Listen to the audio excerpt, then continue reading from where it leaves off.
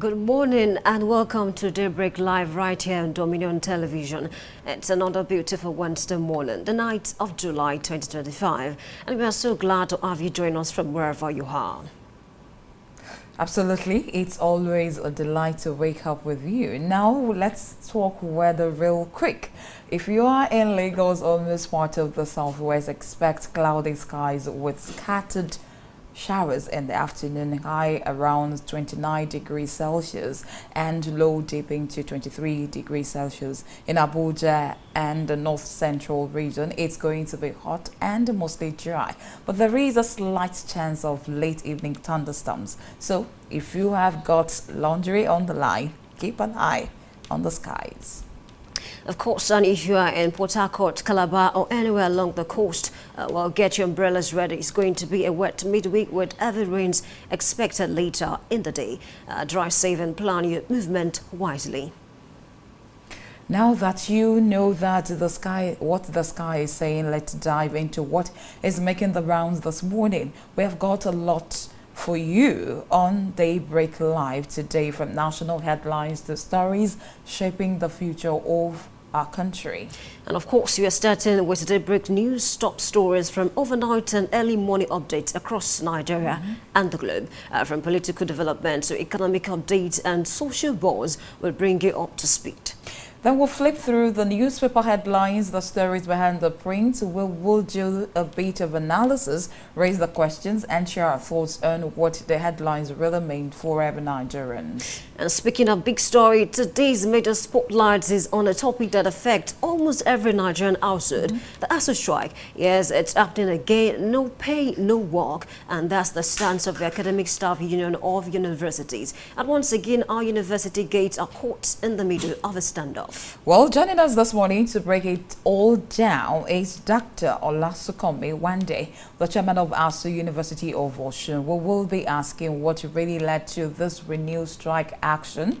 Is there a way forward? What is the role of government and what is at stake for students and parents? It's going to be a deep dive into the future of higher education in Nigeria. You really don't want to miss that conversation, and after that we'll lighten things up with Trend Watch, what's buzzing online, what Nigerians are saying and what the streets of social media are serving up from both home and around the world. Well, so grab your coffee, settle in, and let's get into it. This is Daybreak Live with Yemi and Pat, and we just getting started. Don't touch the dial, and of course stay tuned to watch every bit of the program. And of course you can join the conversation by visiting our social handles: Facebook, YouTube @Dominion Broadcast, and X @DominionCast. Do well to drop your comments, and of course we are going to read them on the show this morning. Be a part of the show. Let's do this together. Good morning, Pat. Good morning, Yemi. How are you? I'm very well. How was weather? How was the weather yesterday for you? It was slightly cold, but then I mean towards the night, you know, it became a little bit hot, and then in the middle of the night it became cold again in my area. Well, throughout the night I was indoor, and of course, and all weather was too cold for me, so I just have to close all my windows and sleep off till I'm sure you wore socks. All right, let's quickly look at what's it's actually happening. Federal government pegs admission age for tertiary institution to 16. I mean, if you're 16 years old, you're liable to get admission into any of the tertiary institutions. But then there are lots of questions. Fine, it's a good development, but of course there are lots of questions. Some people criticized that. Some people supported the government for doing that. But in my own case, I looked at the merit and demerit of such. And the first one I just see is I think the merit part is promoting access to education, and allowing students to enter tertiary institution at 16 can provide opportunities for gifted children to accelerate the academic journey, which is quite okay. Unlike when some of us were actually trying to get admission into tertiary institution, there are certain things they will tell you, oh, you're not up to that age. I mean, some of us got admitted into tertiary institution at the age of 21, but now, 16 years, you will be allowed to be admitted into a tertiary institution. And even at that, I think I've seen situations whereby, you know, some students finish, you know, secondary school at the age of 14, 15, looking at the fact that some of them get double promotion in school. And of course, people in that, you know, category are coming out to say that really, why can't, you know, a 15-year-old girl or boy actually, you know, move on to the university? You know, because, I mean, delaying that person might actually discourage him or her in trying to maybe just do other things that might actually, you know, sabotage the future. Because, you know, they say, and hide your hand. I mean, you know, that's saying very rebel. I still think, you know, 16 is not bad. I mean, looking at the fact that, you know, at that age, they can actually cope, you know, without their parents or guidance. Well, you are thinking that direction, but like I said I have the merit and demerit of this new development by the federal government, and one of the demerits is talking about lack of maturity. When you talk about maturity, that's critics argue that 16 years old of student may not be able to necessarily cope emotionally, and of course academic maturity to handle the demand of university.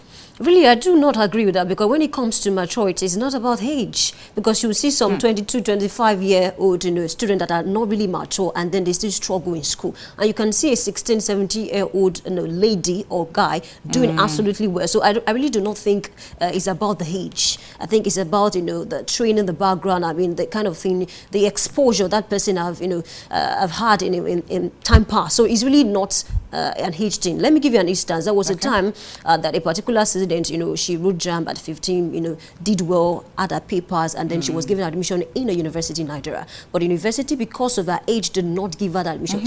Her parents sued the school.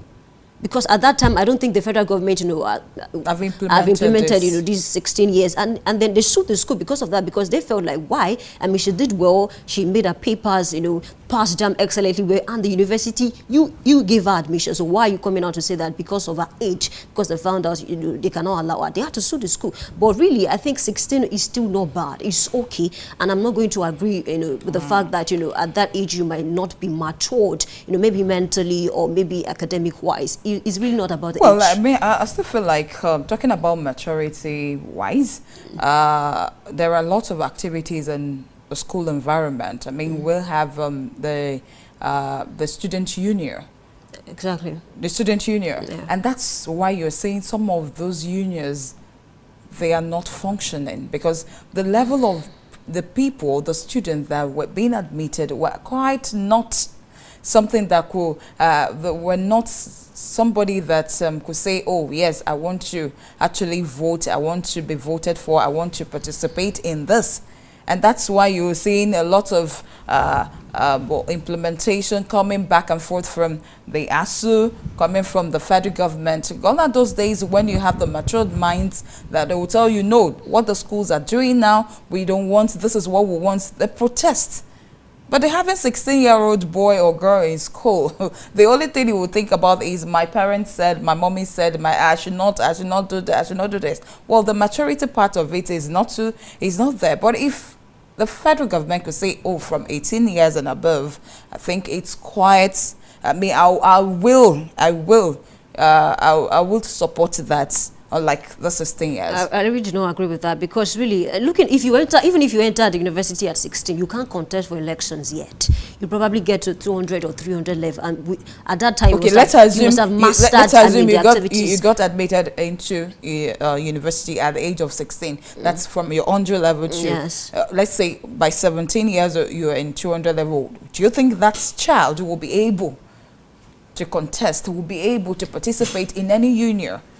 Of course, I mean, maybe at the assistant gen sec, you can, and it's not even all the students, just those that are interested, I mean, in contesting, maybe one or two of them. But really, because we are in this age where you see a 25-year-old, you know, lady or guy who is already a doctor. So why should you say that, okay, we should peg it at maybe 18 or 17? 16 is not bad, really, because it will help us, you know, do better. Look at what is going on in the cut-off mark now. They've reduced it from 200 for universities to 150. Why? Because students are not doing well.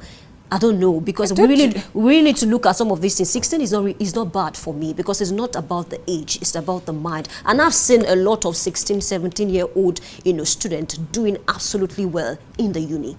Well, to me, I just feel like this policy aims to strike a balance between cognitive maturity and academic preparedness, ensuring fairness, access and quality in Nigeria's tertiary education system. Well, of course, always know that you can join us. You can visit our website on www.dominion.org.ng to watch us, listen and comment. Of course, you can join us via our social media platforms. We're talking about Facebook, TikTok, Instagram, YouTube and LinkedIn at Dominion Broadcast, and on X at Dominioncast.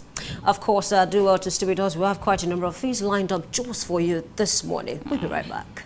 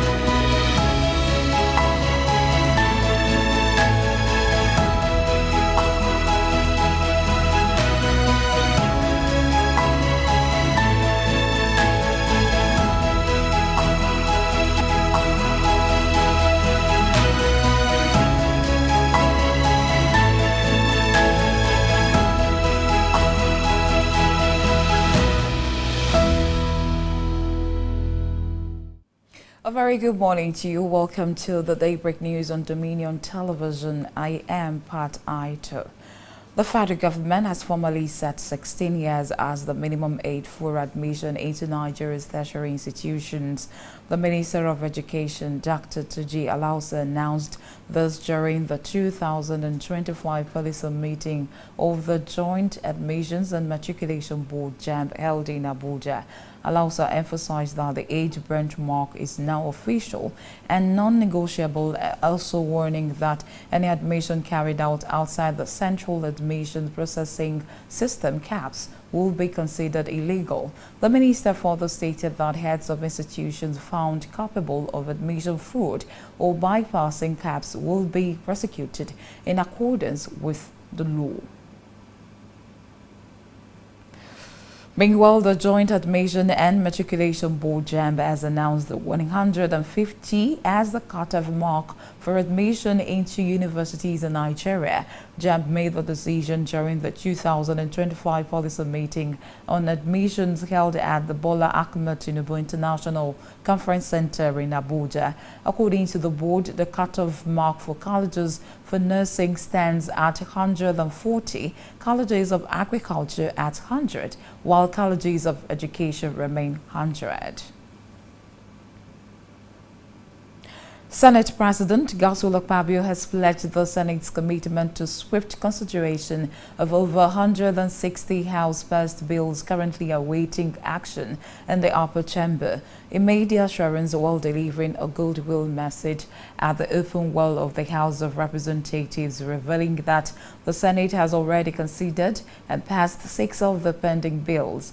Akpabio also noted that 4 additional House bills are scheduled for consideration and that the Senate will dedicate the next 2 weeks to clearing the backlog. Oyo State government has issued a final notice to traders at the Ogunpa Central International Market, Ibadan, to desist from displaying goods on the road setting July 21st.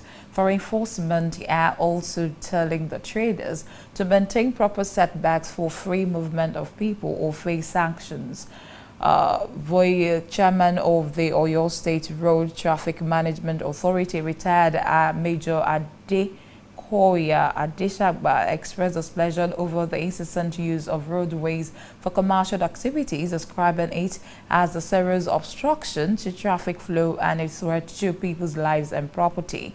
He also urged the traders to change their approach, stressing that placing wires along the main roads endangers both customers and business owners. Now to politics, the All Progressives Congress APC has strongly denied claims of a northern conspiracy against President Bola Tinubu's 2027 re-election bid, asserting that the North remained solidly behind the president. The National Secretary of the APC, Senator Ajibola Bashiru, made this known during a media roundtable organized by the Nigeria Union of Journalists NUJ Zombi in Ibadan, Oyo State.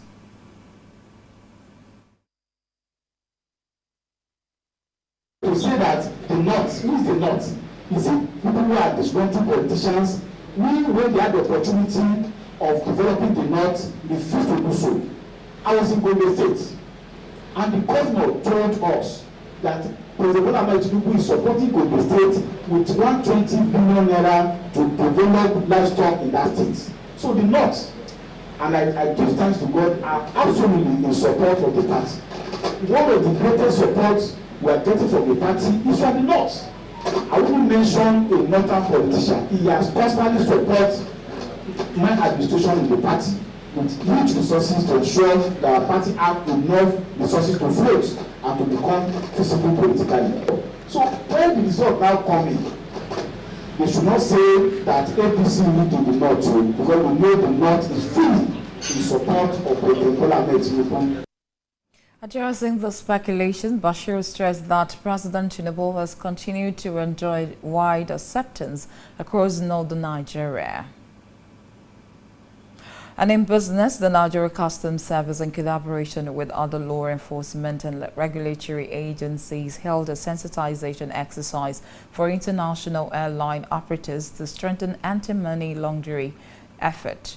This was disclosed in a statement by the National Public Relations Officer of the service, Abdullahi Maiwada, stressing that the session aimed to raise awareness on the importance of enforcing Nigeria's currency declaration laws among inbound and outbound travelers.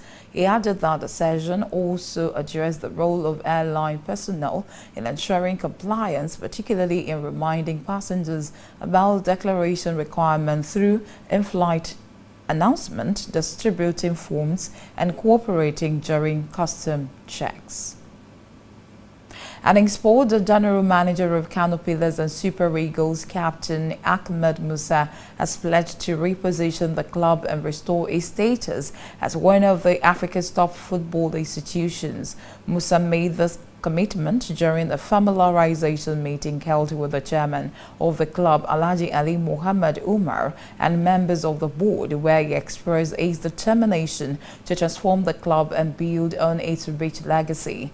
According to the Media and Communication Directorate of Kano Pillars FC, he emphasized that the time has come to work diligently to globalize the four-time Nigeria champions, Kano Pillars.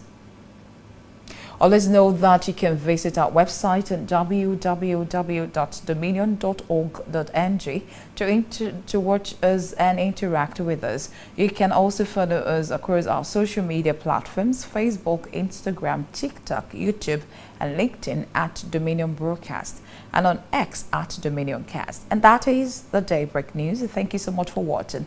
I am Pat Aito. Good morning.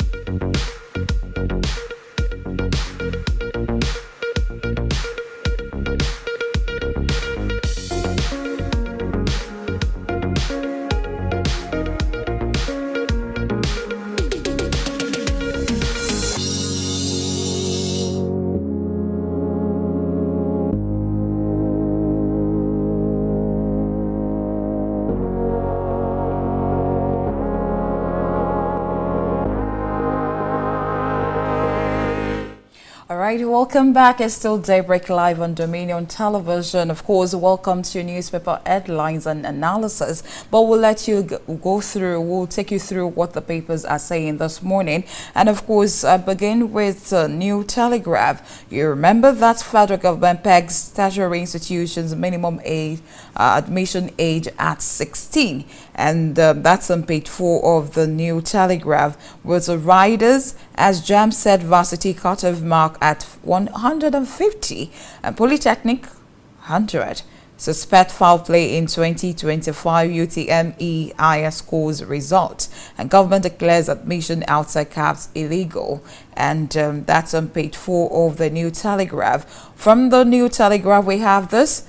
Most U.S. visas for Nigerians now single entry, 3 months validity. That's at page 7 and 27 of the same paper. And we have this coming from the New Telegraph as well. We have federal government issues over 3.5 million passports saves 1 billion naira from reforms. That's on page 2 of the New Telegraph. Well, that's coming from the Tunji Ojo. That's the Minister of the minister handling that particular sector.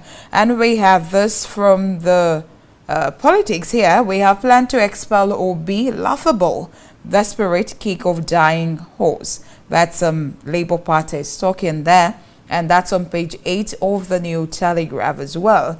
And away from that, still we'll head straight to Benue State, where our Tom to Aliyah account for state local government funds with so much riders, but it's not too showing, and that's on page 7 of New Telegraph. And we have this from the New Telegraph as well on page 7, 2027. We have no preferred presidential aspirant, ADC. That's a picture of the interim chairman is actually showing that, talking about David Mark. And that's, well, from the New Telegraph as well. We have reps to reserve 10% seat for women, 5% for PLWDs, that's people with disabled, in NAS. And lastly, second to the last stories there, we have cyber security laws, China backs Nigeria on enforcement, and that's on page 8 of the New Telegraph. And lastly, from the New Telegraph, we have this: ASUDN declares no pay, no work over delayed June salary, and that's on page 2 of the New Telegraph. Away from that, we head straight to the Nigerian Tribune. Nigerian Tribune is coming with this one.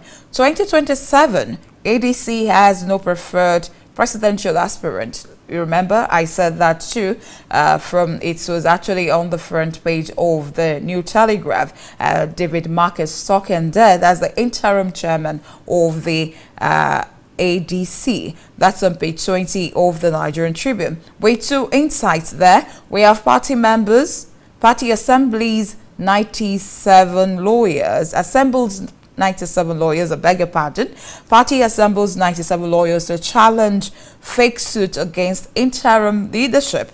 Then 2 Ondo former governorship candidates, Jegede Ajayi, others join coalition. That's on page 20 of the Nigerian Tribune. From the Nigerian Tribune, we have this as well. U.S. issues new visa policy for Nigerians. Rider, non-immigrant, no diplomatic visas now. Single entry, 3-month validity. That's on page 2 of the Nigerian Tribune. And from the Nigerian Tribune, page 16, Olubado, CCII president says Ladoja Hill fit as 21-day mourning period for Olakuleyin begins. Remember the late Olubado of Ibadan, that's talking about Oba Owolabi Olakuleyin, who just passed in. Away from that, we have this as well from the Nigerian Tribune. Dangote refinery reduces fuel price again. Ex-depot price now 820 naira per litre.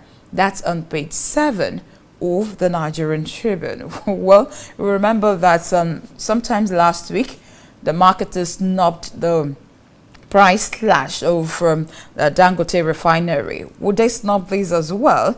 We have 820 naira per litre for fuel now. So away from that, we have issues over 3.5 million passports, save 1 billion naira from reforms, as Interior Minister talking about Tunji Ojo. And away from that, virtually all the newspaper have the stories. JAMB set 150 as cutoff mark for universities. 2 insights there. Federal government pegs university admission age at 16 and declares admission outside caps illegal. Page 2 of the Nigerian Tribune.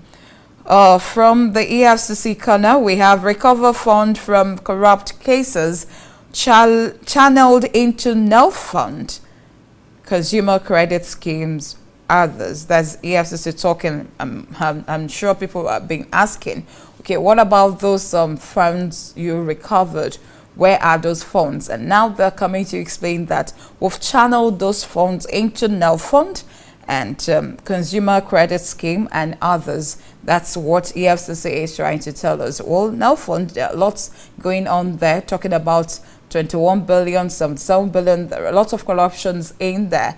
But now EFCC have come up to tell us that all the funds recovered so far from the corrupt political officers are actually being channeled into this area. Away from that, that's on page 21 of the Nigerian Tribune. Well, business side, CBN ends loan waivers, order banks to submit capital plans by July 14. That's from the Nigerian Tribune as well. Well, you can read more on page 6 of the paper. And EFCC is still talking. EFCC quizzes suspect as customs intercept undeclared foreign currencies worth 653.9 million naira at Kano Airport. That's on page 16 of the paper. That's Nigerian Tribune. Away from that, we head straight to Blueprint. Blueprint is coming with us when? Politics. Well, we have the Senate reps. Bill concurrence, not garbage in, garbage out. With insights, insists due diligence on principle of reciprocity matters, and we are together. It takes two hands to clap. Akpabio is saying, you remember, the House of Representatives were actually saying that a lot of bills sent to the Senate that has not been passed. But Akpabio is saying we need to insist in due diligence on principle of reciprocity matters, and we are together. It takes two to clap, not we just have to do this together. We have this as well from the Blueprint. Well, you want to read more? You can get details of that on page 8 of the Blueprint. Still from the Blueprint, flood. NEMA deploys ambulances in Akwa Ibom, Kaduna, Imo. A rider, no water release from Lagdo Dam. Federal government is talking a lot of a lot of issues there concerning that area. I mean, concerning that state where floods ravages those states there. And now federal government is coming to say that we don't release water from the Lagdo Dam as people were actually thinking of. We did not do that. And well, you want to read more? Pick a copy of Blueprint. And from the Blueprint, we have this politics side 2027. No distrust between Buhari, Tinubu, says Garba Shehu. Well, that's a lot from the Blueprint. We have this last one. ADC lines up 97 lawyers, says it has no preferred presidential candidates. Well, that's how far we can go on the newspaper headlines this morning. Of course, you can join us on our various social media platforms. I'm talking about Facebook, TikTok, YouTube, LinkedIn, and Instagram at Dominion Broadcast, and on X at Dominion Cast. Of course, you can visit our website on www.dominion.org.ng. That's much we can take on newspaper headlines this morning. When we return to be analysis, stay with us. It's still Dominion, Dominion Television on the program They Break Live.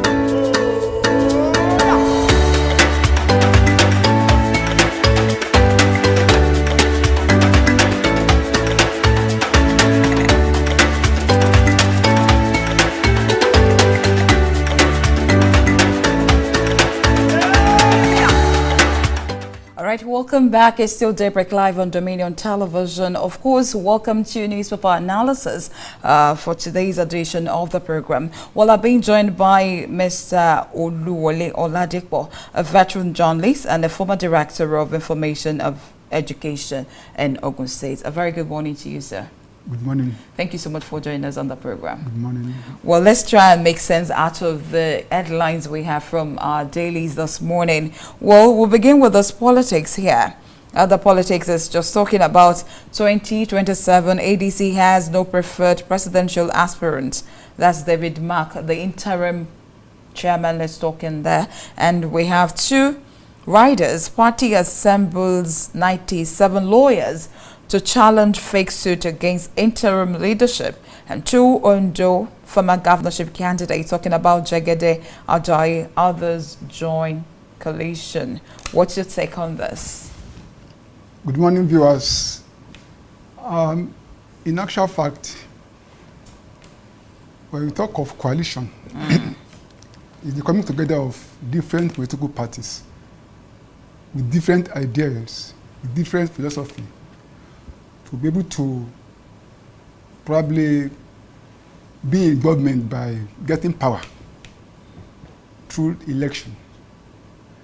So as regards the warning given by David Mark, I think it's very timely. Timely in the sense that it's still a coalition. And the coalition is a matter of just still at the embryo, coming together to achieve a purpose. And when we look at the fact that other opposition parties have been disseminated, they are more or less in disarray. So coming up with this ADC as a viable option toward 2027, it won't be discerning enough for any one of the contestants to come outside to address the public. That's why I find it very unwholesome when some of these presidential aspirants have been coming out. We talk of the former Rivers State Governor, Rotimi Amaechi. We talk of the Labour Party candidate, Peter Obi, coming out to talk about what he's going to do as the president.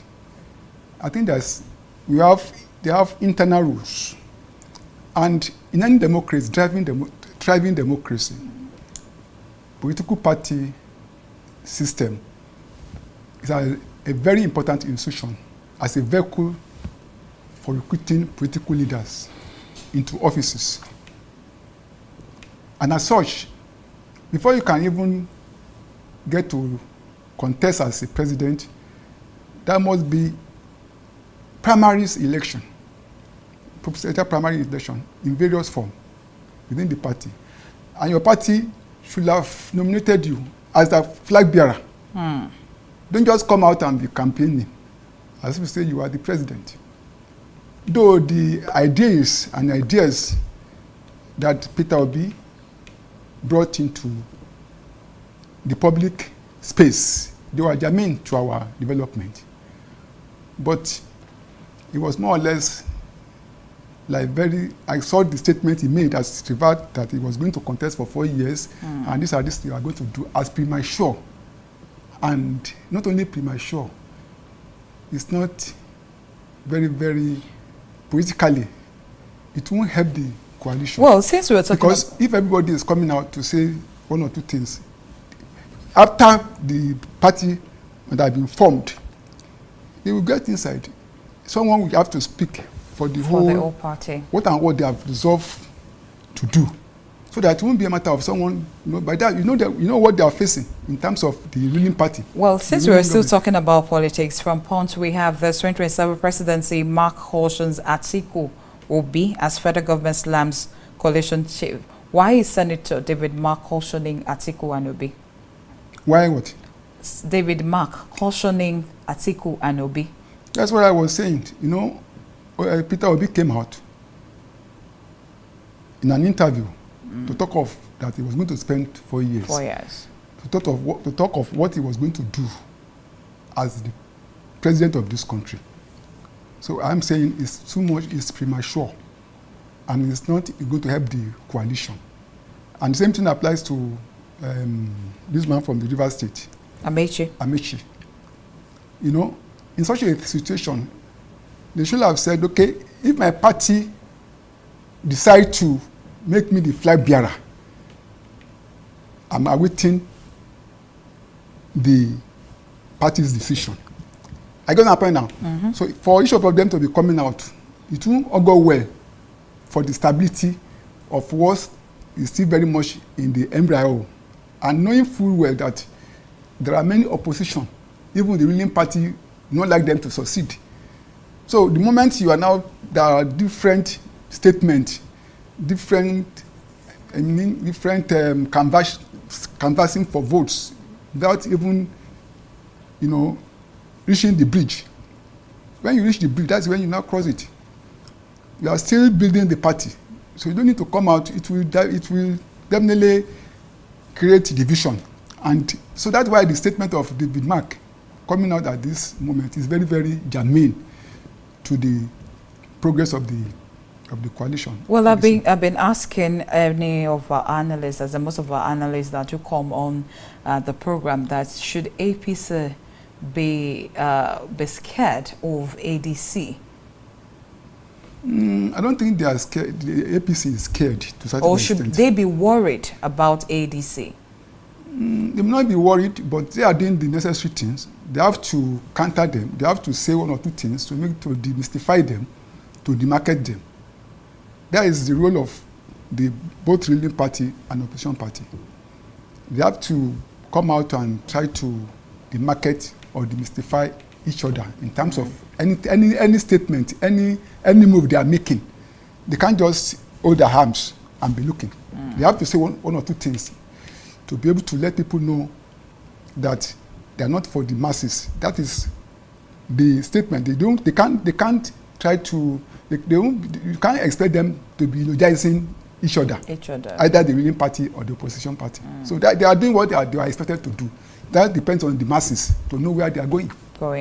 Okay, let's leave politics now and delve into education. Federal government begs tertiary institution minimum admission age at 16. And as JAMB set university cutoff mark at 150, Polytechnic 100, Nursing 100 and thereabout. What are the reasons behind setting the minimum admission age at 16? And how will this decision impact the quality of education in Nigeria? You see, the packing the age to 16 is not a new thing. I remember when we were in school, then the limited age was 16 years. I think it was only the University of Ife then, now Obafemi University, that only admitted then 15-year-old candidate. Because I remember a friend of mine, Kunle, was very, very, very brilliant. He finished from Mayflower School at the age of 15. And he got admission to the University of Ife. Then, at the age of 15, to read medicine. It was only the University of Ife that only admitted someone of 15. Other university, 16. The minimum wage was 16. It was invoked. I don't think it's very new. And I think that 16 is very, very okay for any serious candidate to be admitted. So how will this decision impact the quality of education in Nigeria? I don't think so. You were comparing to what happened some years back. And now, so the level of education, how would this impact the quality of education in Nigeria? The quality of education in Nigeria will definitely be impacted if additional issues are really taken into consideration. Additional issues like the curriculum of our school system. We talk of intellectual contents of our school curriculum, right from the primary school to secondary school, even to the university. There must be dynamism in terms of the contents of our educational system. And then another one is that I believe our education system is centralized. If our educational system is devolved to the federating units, like JAMB now, JAMB is highly centralized. I believe if we are able to embark on the holistic restructuring of this country, whereby each federating unit is able to take care of certain things like that education, even primary, secondary, even university education, and they have every right to be able to put up the yardstick or try to put together the curriculum of the schools in terms of the intellectual contents. It will go a long way to improve our educational system. But somebody from Abuja, taking decision over ordinary village, ordinary local government in Shaki here, it won't go well. So the best thing is to decentralize it, to restructure this country, so that the governance will be as much the system, political system, when it is restructured, financially, politically, socially, then the governance will be nearer to the people. So everyone will be able to see one another. We've been talking about restructuring, not now, not then, not years. I mean, do you see that coming, happening soon? I see that coming. And this regime? No.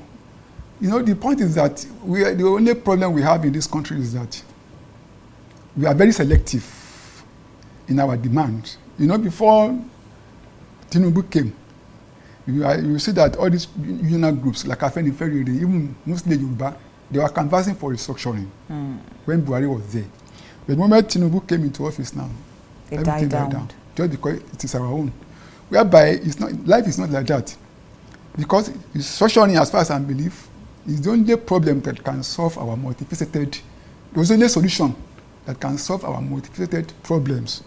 Because if we restructure this country financially, so that the attraction to the federal in terms of allocation, if allocation is adjusted, whereby I won't see any reason why the federal government will be taking a larger share of our federal allocation, 50-something%. It should be demystified. The unitary system should be losing, while the federating unit should be strengthening, so that there won't be much eyes on Abuja. Well, still, when the state government, the local government, they are able to get the lion's shares of our our allocation, and the federal is left with taking care of either the security, military, police, external affairs. Then everybody will not be talking about, it will not be disturbing the federal government. It will be disturbing our local government, our state government. All right, we're still talking about this federal government that pegs sectional institution minimum wage, minimum admission age at 16. Well, let's look at the implementation and enforcement. How will the central admissions processing system, that's the CAPS, be used to enforce new age requirement? And what sanctions will be imposed on institutions that fail to comply? It all depends on the guidelines. The government has just come up with that resolution. It's a resolution. You still have to come up with the guidelines as regard the consequences for anybody or people who violate. Because you know some people want to manipulate age in every records. system. That is always has been something that has been of old. Even up to now, in the civil service, you see people manipulating their age to be able to stay longer in the service. You can't definitely. That one is part of our human, the human elements in every one of us. But I think to the other extent, it will be an odd one out. It will be an odd one out. We can't do without people manipulating the system. It's only we have to curb the numbers, the degree of manipulation. But the moment the rules are there and the laws are there, so any violator definitely will face the consequences. And there are guidelines and there are consequences for any violation. All right, so let's look at this. Still from that particular story, that's headline. We have JAMB sets of varsity cutoff mark to 150, Polytechnic 100.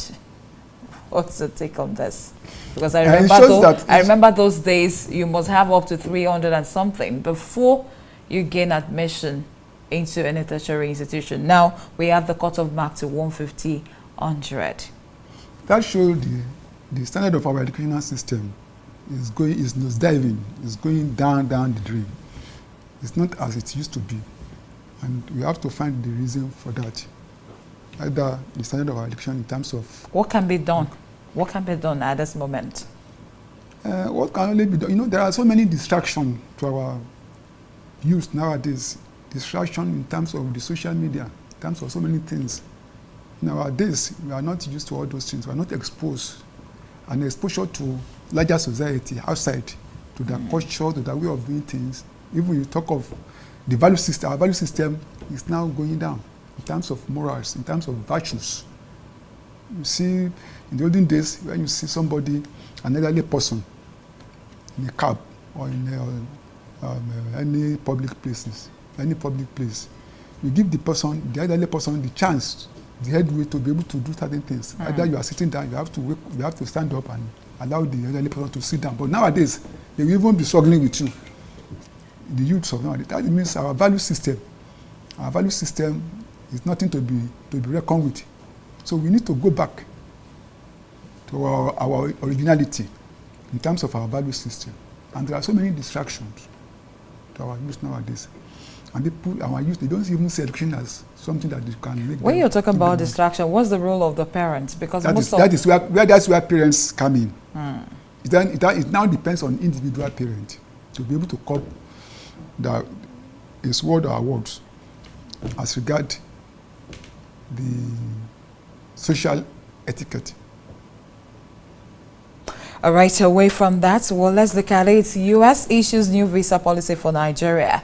Non-immigrant, non-diplomatic visas now single entry, 3 months validity. What might have triggered this policy change? Everything depends on leadership. You know, the man at the ends of affairs in America now is a very vibrant leader. You know, not quite a long time he came to office, within 1 or 2 months. The whole world has started feeling his impact. That is leadership. That is leadership. Are you just looking at this leadership, him being vibrant, or is it related to security concern or immigration that is pattern or diplomatic? Vibrancy in any leadership goes a long way to let people know the type of love you have for your citizens. The moment you have that love for your citizens, then you'll be able to protect them outside. As regards security, in many ways, you can easily protect them. And you let them, when you are vibrant, again, when you let people know that, yes, you are there, then they won't take you for granted. You can see how he's doing in the whole world. He's more or less trying to be the father figure, the world army or soldier to the whole world. Is trying to have an effect in every departmental structure of the world. Ukraine, talk of Israel, and talk of Ukraine and Russia. One way is sometimes he mediate, then sometimes he tries to let them realize the fact that America is there if anybody does anything that is wrong. So leadership is very, very important in every space of our life, even in our family. You're not a good leader. Well, let's look at it, because I know people rubbish your children. I know this will really affect us as Nigerians. What are the potential implications of this visa policy change for us, traveling to the U.S.? It's only telling us that we should equally try to make sure that our own front is okay in terms of many things. We have to take care of our own. At least this is not the first time people will be looking for the golden fleece outside. I remember during the Abacha regime, many people were traveling out because of the internal problems. But the government came, made sure that everything was reversed. At a point in time, we were even sending money to our people outside. We were even sponsoring people outside. That was the government. But now, people are now asking people outside to send money. Because I remember one of my siblings came back from London. And one of them, we are even sending money to them.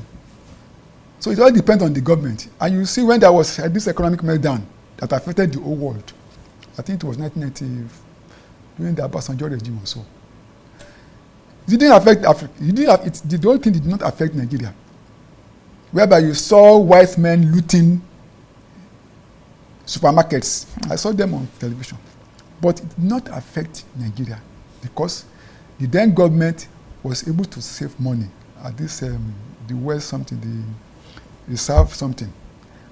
And it didn't affect us. So everything depends on leadership. So every leader should be able to take care of his own or her own.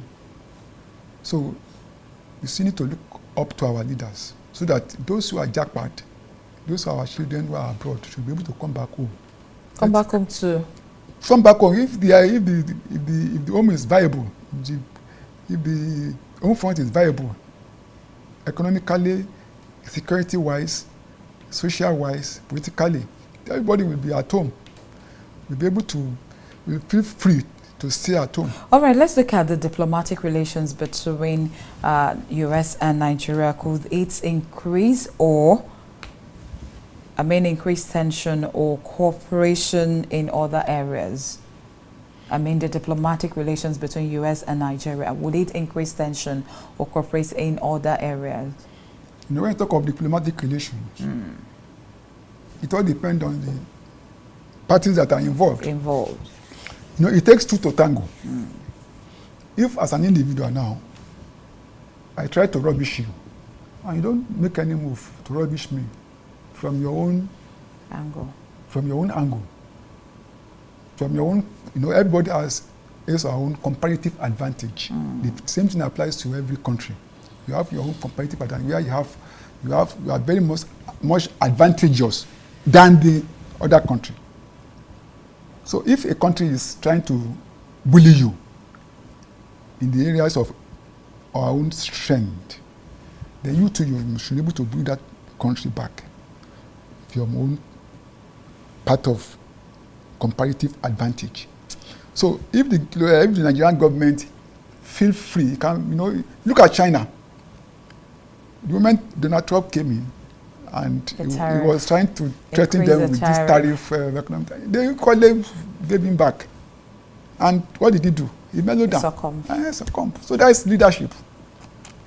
During the apartheid, I remember Mystic government then, Obasanjo and this man that died, Mohammed, that was assassinated. I spent only 6 months. He relinquished power to Obasanjo then. Our foreign policies then was very, very vibrant. As regards South Africa, when they were still under the what they call it, apartheid regime. Foreign policy, no government all over the world, take any issue pertaining to Nigeria for granted.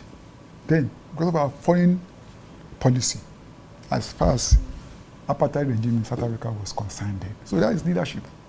No matter how small you are, you have to be able to put up your own defense, your own strength. If not, they just put you down. Even our own individual relationship. If you mellow down for anyone to rubbish you. Well, let's come. Still Nigerians and the U.S. This U.S. issues new visa policy for Nigerians. You know, we Nigerians sometimes we just feel like, oh, I just want to go and see. What options do Nigerians have if they need to stay more than 3 months in the U.S.? In U.S. They don't have an option than to comply with the rules and regulations of the host country. And if they can't comply, or if the time has expired, or they have exceeded the staying permit, then the person needs to come back home. To come back home with what we are facing in Nigeria. You and I, we are here now. Are you not facing it here? Are you not born by somebody? But we all have different issues, different perspectives towards traveling out of the country. But maybe that person just feel like, oh, he needs to make it over there, and he has welcomed its stay. Having 3 months don't you think there's another way for him to just like, okay, let me do something different? Definitely, in this type of situation, in any case study, there's always an odd one out, no matter what. I don't happen now, no matter what. And I know that Nigerian youths or Nigerians as a whole, but I would like they have a way of Mr. Oluwole, I would like you to do your pattern shot concerning this this headline this morning for the youths watching us this morning. Your pattern shot concerning this. Which one? This particular U.S. issues. Asking you that what option today Nigerians have if they need to stay longer in the U.S. with this policy being issued for us, like we have 3-month validity. I think my own parting shot is just I want to probably enjoin everybody to let us be concerned about what is happening in this country, especially leadership at leadership level. We should not be undaunted. We should be able to contribute in terms of leadership choice we are making. 2027 is coming. We have everything to make it right, because leadership is the bane of our contention, is the bane of our problems. So the moment we choose the right leaders, we choose the right leaders at the federal, state, and local governments, whether at the federal, then policies and issues, both economic policy, political policy, everything, that will ameliorate our suffering, that will make progress, that will make us to progress. Definitely we come to fruition. All right, that, you can't just say, no, I'm not concerned. If that is the case, then everything will be. All right, thank you so much, Mr. Oluwole Oladipo, a veteran journalist, and he's a former director of information of education in Ogun State. Thank you so much for sharing your thoughts with us this morning. All right, well, of course, you can join the conversation via our social media platforms as Facebook, Instagram, YouTube, TikTok, and LinkedIn at Dominion Broadcast, and on X at Dominion Cast. Of course, big story, it's coming next on the program, Daybreak Live. Thank you so much for watching.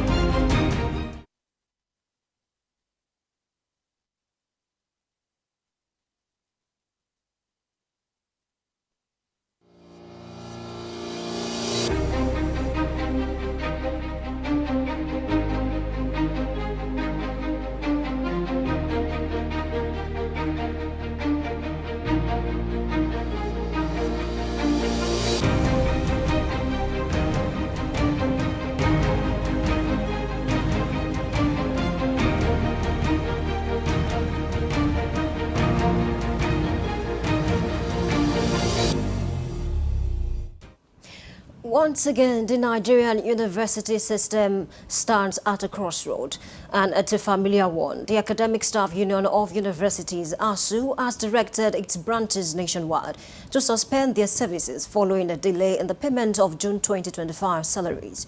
This action is rooted in a resolution passed by the union's National Executive Council, No Work, No Pay, No Work. But this is not a new story. Let's take a step back. In 2020, ASU embarked on a 9-month strike, one of the longest in Nigeria's history, over issues that included funding for revitalization and allowances and the controversial use of IPPRS as a salary payment platform. Fast forward to 2022, another strike lasted 8 months, with lecturers out of classrooms and student futures hanging in the balance. Now in 2025, it appears history is repeating itself not because of new demands, but because of old wounds left to fester. This time, the switch from IPPRS to GIFMRS was supposed to bring relief, but according to ASU, it has only brought new layers of hardship. Salaries are delayed for weeks, allowances are left unpaid, and lecturers are once again forced to choose between patriotism and survival. Already, the University of Jos and the University of Abuja have complied with the directive. What does this mean for academic stability? What truly are the heart of this prolonged discontent? And why does it seem like Nigeria's higher education system is caught in a never-ending loop of disruption? To help us unpack this issue, we are joined by the chairman of ASU Osun State University, Dr. Olasebikon Wendy, and of course is going to help us make sense of some of the issues surrounding this current strike, because this morning we are looking at the policy of ASU, no pay, no work, and its effect on our Nigerian universities. Good morning, Doctor.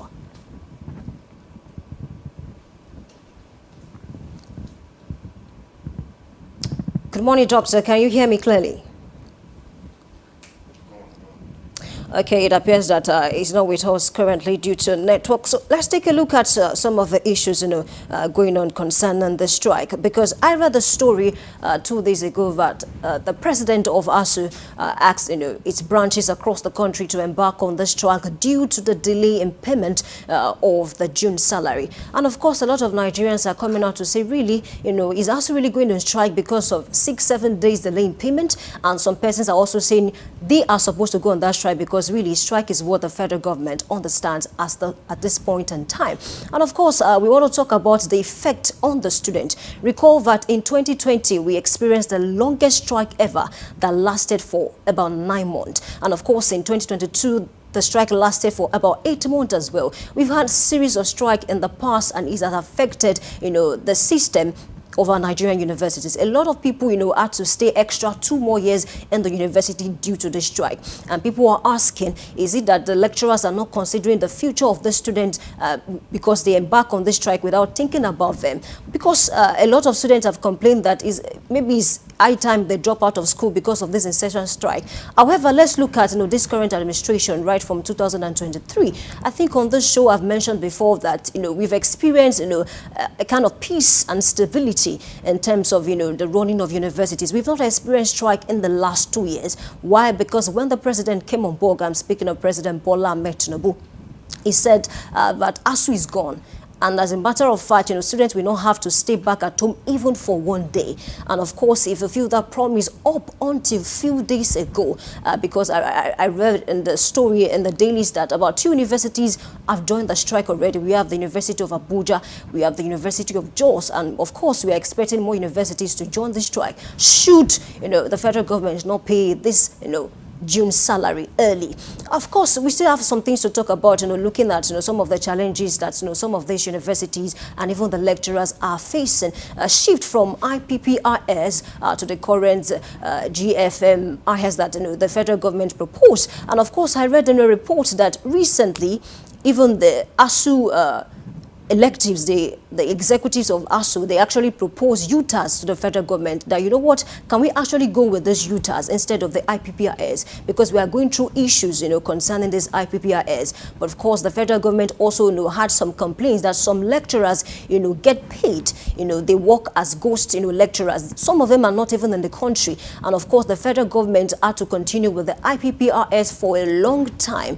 I think it was introduced in the year 2007. So the federal government continued with IPPRS for a long time due to the need to to curb fraud and, of course, to stop paying ghost lecturers in our universities. However, the ASU people, even the lecturers, have also complained bitterly about IPPIS because they have said it has affected the autonomy of the Nigerian universities. I think we have our guest on board now. Good morning, Dr. Olaoshebiko. How is the family? Very well, sir. Thank you for joining us this morning. Thank you very much. Thanks for having me. All right, I have with me Dr. Wendy Olaoshebiko, who is the branch chairperson, ASU Uni-Osun. It's an absolute delight to have you on board this morning. All right, a very quick one. Yeah. At home, good morning, and all Nigerians, good morning. All right, thank you so much. A very quick one before I move on to other major questions this morning. I have a question for you. Let's talk about this ongoing strike in Osun State, in your university currently. What's it like? I mean, has your university joined the strike yet? Sorry, I can't get you very clearly. Okay, let me take that again. I said, let's talk about Osun State University, where you work currently. Has your university joined the strike yet? I mean, what's the situation like? Speaking of the payment of the June salary, have you been paid yet? Yes. Let me quickly say that in Osun State University, we have received the payment for June salary 2025. And we are happy, partly because the university is a state university and we are not operating the IPPIS that operates in most federal universities and some other state universities. In Osun State University, salaries are paid directly by the university to all the lecturers. All right, thank you so much. Okay, can you help us, make sense of the current, strike? Because I read that the president of ASU, that's Professor Chris Pibuna, declared. Can you hear me clearly? Yeah, I'm hearing you now. Okay. Okay, so I said, can you bring us to speed in terms of the activities that led to the current strike? Because I read before you came on board that, some universities across the country have actually joined the strike. University of Abuja, University of Jos, and then it's based on the policy of ASU of no pay, no work, based on the fact that the June salary has not been paid to, quite a number of lecturers across the country. What activities led to the strike? Has there been, some consultation with the federal government before the declaration of strike? The major problem that led to this struggle is the failure of federal government and some state governments, to recognize the fact that workers actually need their salaries, especially with the current excruciating economy. The economy is so biting that even before the end of the month, whatever you earned last month must have finished. So it is insensitivity on part of government to allow workers to go hungry, especially after the end of the month. Workers have to be paid on or before the end of every month, at least if we say we want to curb corruption. Failure of government to pay workers' salary on or before the end of every month will increase corrupt people. Will have to look for a way to sustain themselves and their family. So, in order to avoid cutting corners, government has to pay salary of workers. That is one of the reasons why at our meeting, ASU meeting at UNIBEN in May this year, the union reactivated its one of its standing rules that if on the third day of the following month salaries of workers are not paid for the previous month, then we don't need any notice, we don't need anything. Lecturers should proceed on strike. And that is exactly what is happening now. It is a way of telling government that you have to be awake to your responsibility. You have a responsibility to the people that elected you, and one of those responsibilities is to take care of the welfare interests of not only lecturers, of all Nigerians. Of all Nigerians, especially those who are directly working with government. And that is exactly what is happening now. Until that salary, due salary is paid, those lecturers, those universities where lecturers are on strike will not go back to classrooms. All right, thank you. So let's speak on this matter. I think yesterday the Minister of Education, Dr. Tuji Alausa, came out to say that universities are not on strike. So I want to ask you, okay, let me take that again. I said yesterday the Minister of Education came out to say that universities are not on strike and things are going perfectly, fine. And then I want to ask you, in the last 48 hours or 24 hours, if you like, has the federal government made any contact yet? Because, for the Minister of Education to say that, universities are not on strike, nothing is going on, salaries are not hold. What do you make of that statement? Yeah.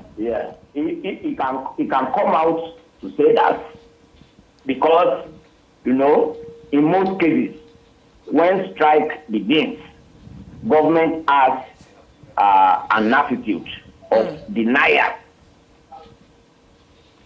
They deny, they say, nothing is happening, everything is smooth, just to try to convince Nigerians that nothing is happening.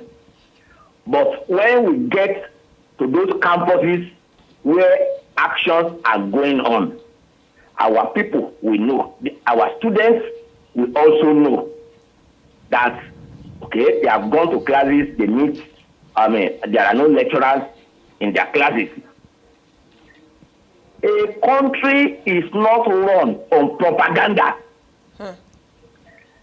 This government is a government of propaganda. Instead of doing what is right, what stops the Ministry of Finance to prepare salaries of workers, transfer that to each university, and the bursary of each university will disburse to the serving workers. Why, in 30 or 31 days, a reasonable government will fail to do that? And then the Minister of Education, who is even supposed to have resigned immediately, this is a major lapse on his part. For him to now come out and be telling Nigerians that nothing is happening, when you have failed to fulfill your constitutional obligations to the people, and you are now coming to the ear to say to defend lies and propaganda. I think these people, they are taking us for a ride for too long. All right, thank you, Doctor. Okay, still talking about this issue of payment, because you said it appears that this government is running on propaganda. Let's talk about the new proposed DIF MRS, that replaced the IPPS. Sorry, I can't get you. Okay, let me take that again. Can you hear me now? Yeah. Okay, so I want to ask you, how smooth is this GIF MRS compared to the IPPRS that was used before? Because the government of President Bola Ahmed Tinubu replaced IPPRS with GIF MRS. Because when I read in the story, I think the president of ASU also mentioned the fact that this new mode of payment has not been swift. A lot of delays in payment. How swift is this new mode? Can you talk to us about it? Well, see, it is for a very long time, ASU has been saying this. Let us do things the way they should be done. A university is supposed to be an autonomous institution. It operates, it finances, it administers all its programs through the government council that is put in place by government. Government should respect the law of the country by releasing what is due to each university and then monitor how those resources are administered by the government council of each university.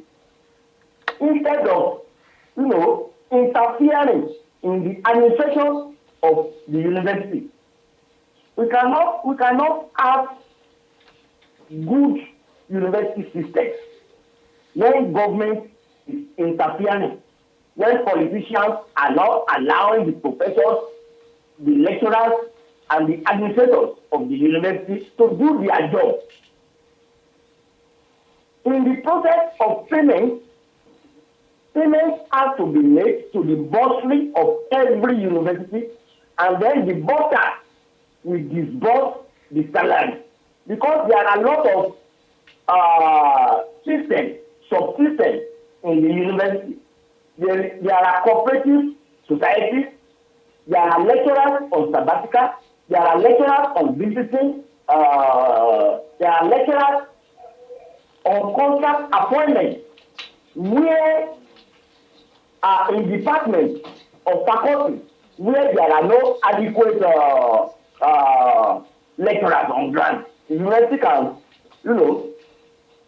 appoint visiting lecturers to handle courses that where lecturers are not available.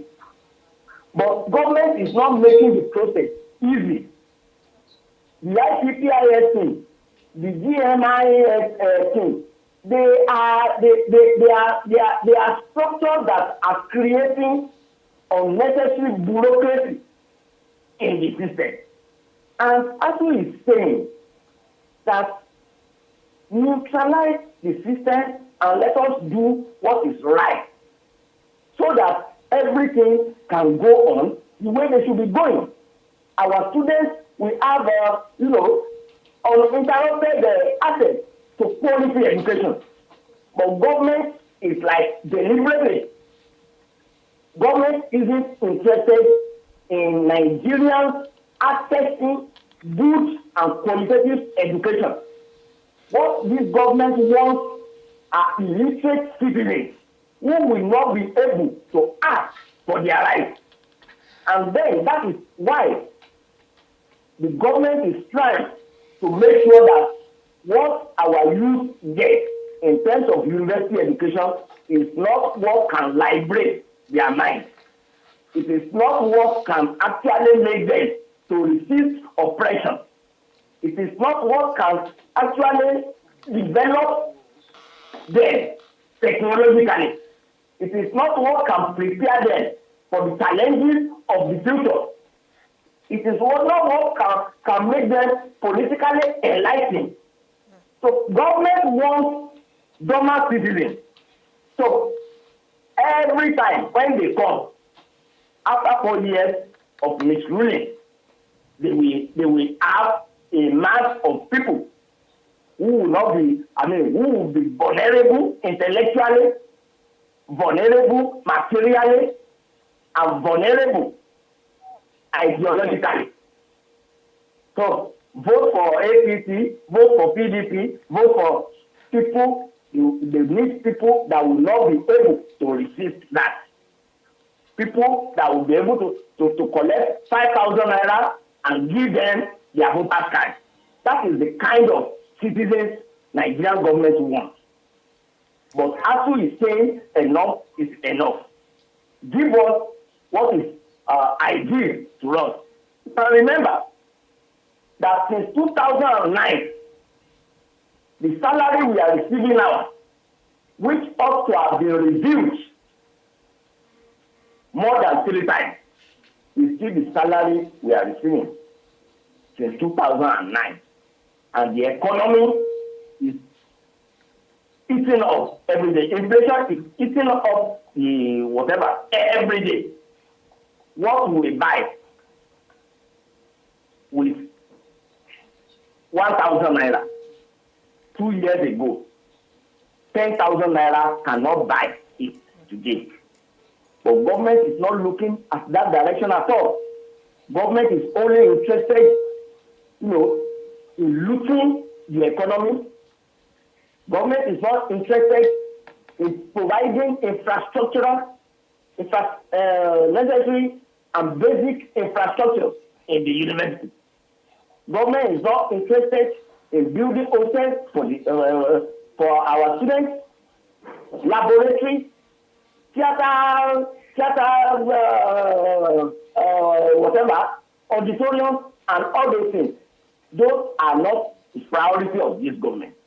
But I can assure you that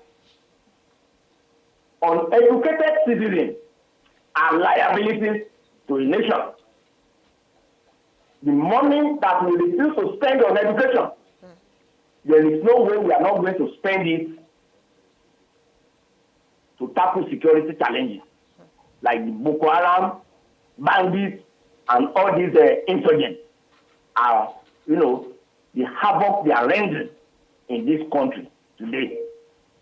The effect is the cumulative effect of the inactivity of previous and the current government, to actually provide qualitative education to Nigerians. All right, thank you. Very quickly, I think you mentioned the fact that, the IPPIS and even the current one proposed by the government has been affecting the autonomy of the Nigerian universities in terms of, granting sabbatical leave, hiring and firing and the likes. However, the government also made a complaint about the fact that, they did this thing to actually, reduce, ghost workers, because some lecturers get paid and some of them are not even in the country any longer. Some have left the country and they still get paid. What mode as ASUU, put in place to actually reduce, issues like this? Hello? Hello, can you hear me? Yeah, I hear you. Okay. We are talking about IPPIS. Yes. Yes, you see, there is no amount of excuse government can bring about on IPPIS that will make it acceptable to our union and to the system. Number one, IPPIS is developed by foreigners, and government pays very huge amount of money to sustain it and to develop it. And every year, government has to continuously pay for its maintenance. That is one. Two, IPPIS cannot take care of the complexities in the university system and other tertiary institutions. I have told you the other time, there are cooperative deductions to be made. IPPIS cannot take care of that. There are lecturers on sabbatical, contracts, visiting appointments. There are lecturers that are promoted this year that need to upgrade their salary. IPPIS cannot take care of all those complexities. Now, when ASUU rejected IPPIS, we decided that we cannot just reject. Okay. Let us provide an alternative. Okay, what happened to UTAS that ASUU provided? ASUU sat down and come up with what we call UTAS. Yes. University Transparency Accountability Solution. Okay. And gave it to government. This is a software free of charge. This is a software that can take care of every transaction within the university system. What happened to it? Believe me sincerely, government is not looking at that direction. Government is only interested in where they want to spend taxpayers' money without any result. That is the problem. That is the problem. If government has accepted UTAS, in fact, that UTAS can even be adopted in every government ministries and parastatals. Seriously, it will solve the issue of ghost workers. It will solve the issue of tagging. It will solve the problem of all financial problems that accompany payment of salaries and contracts. It will solve it. But government is not interested because users cannot be compromised. It cannot be asked. It cannot be padded. And that is why government is rejecting it. All right, I think I understand that. So let's talk about another issue that the president of ASU spoke about. And I'm talking about the EAA, the end allowance. Yeah. And then I read the story that outstanding of 50 billion naira, however, about 40 billion naira has been paid and remaining about 10 billion naira. And of course, the president also mentioned that, should this money not be paid early, it can lead to a long strike. What do you make of this, the remaining 10 billion naira that has not been paid in terms of the EAA? Well, that affects federal lecturers in federal universities. Okay. This EAA means Armed Academic Allowance. Yes. You see, where we are supposed to have 10 lecturers in a department, and we have just 3. Those 3 lecturers will be forced to do the job of 10 lecturers. So that is why it was decided that, okay, the additional job that you do, we have to calculate in form of, what do we call it now? In form of the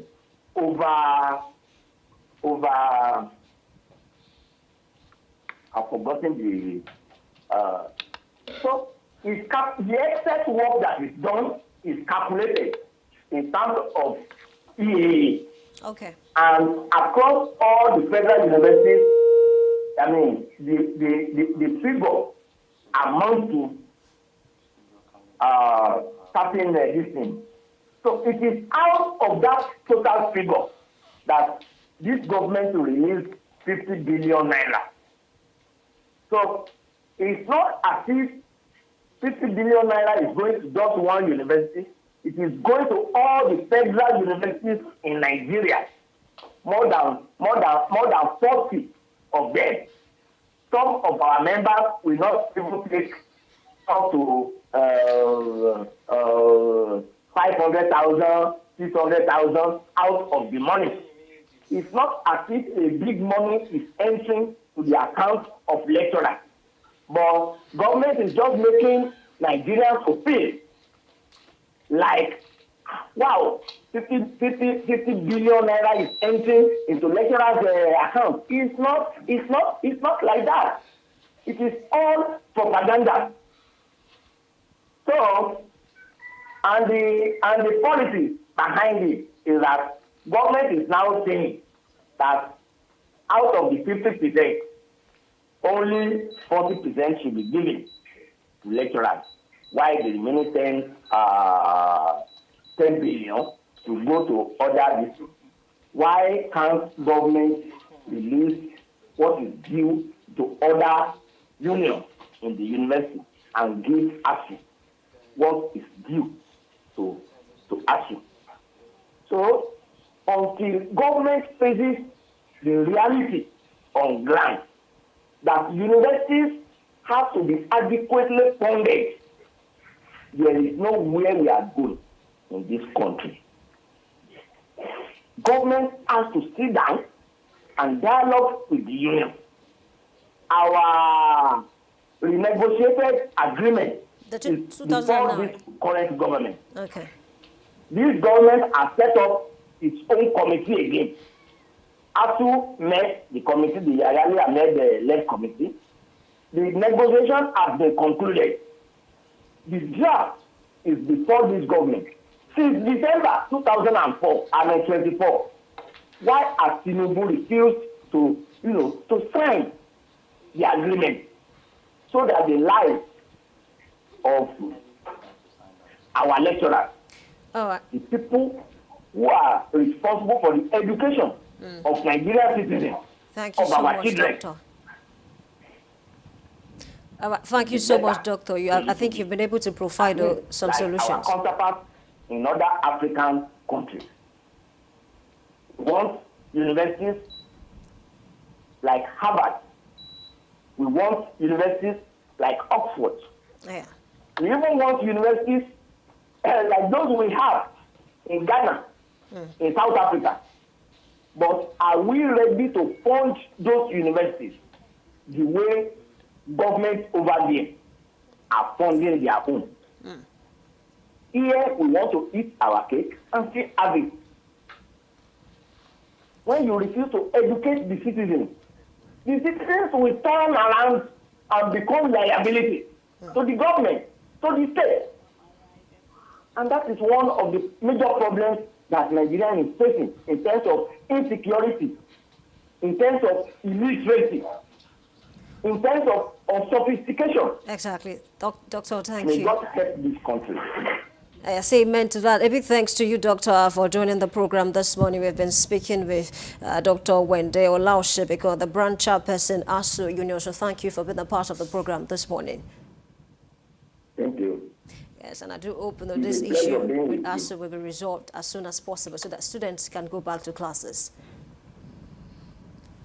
All right, it's been a big story, and of course we've been talking about this issue of ASU strike, and there you have it. The ASU strike isn't just a disruption, it's a symptom of a deeper dysfunction in our educational priorities. And of course, our salaries remain unpaid and allowances unresolved. One thing is clear: when lecturers sit at home, students sit in uncertainty, and the nation inches closer to academic paralysis. We hope for a swift revolution, not just a temporary part, but sustainable action, because in the end, education should never be a battlefield. Stay tuned, stay informed, and let's keep this conversation alive. I leave you in the hands of Nelson Mandela, and he said education is the most powerful weapon which you can use to change the world. Until next time on Big Story, my name is Oluwayemi Adelako. Thank you for joining.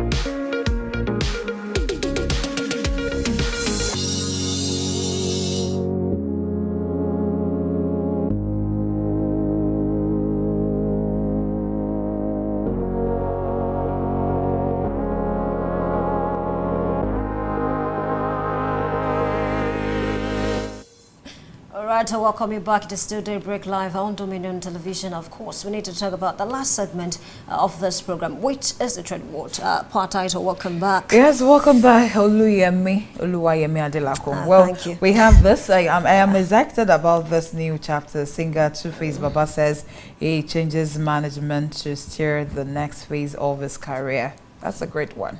And After of course, 20 years of being with and partner with music, that is Ife or Morugbe, and now is a parted ways with them last year. That's 2024.